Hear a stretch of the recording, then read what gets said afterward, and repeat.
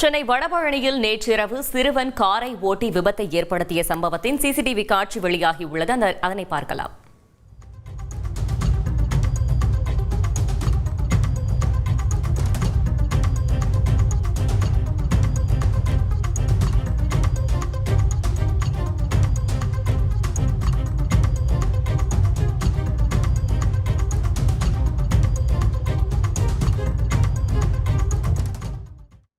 இது குறித்த கூடுதல் தகவலை செய்தியாளர் சசிதரன் வழங்கிட கேட்கலாம். சசிதரன், வணக்கம். இந்த விபத்து தொடர்பான கூடுதல் தகவல்களை சொல்லுங்க.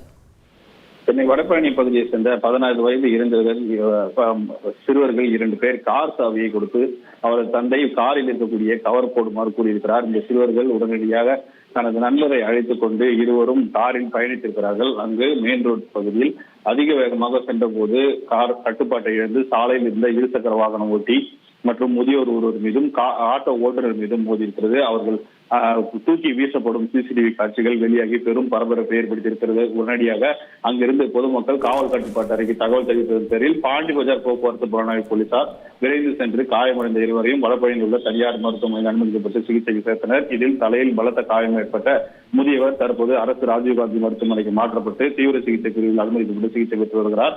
மற்ற இருவருக்கும் தனியார் மருத்துவமனையில் சிகிச்சை அளிக்கப்பட்டு வருகிறது. இந்த சம்பவம் குறித்து வழக்கு பதிவு செய்துள்ள பாண்டி பஜார் போக்குவரத்து புலனாய்வு போலீசார் தீவிர விசாரணை மேற்கொண்டு வருகிறார்கள். தகவல்களுக்கு நன்றி சசிதரன்.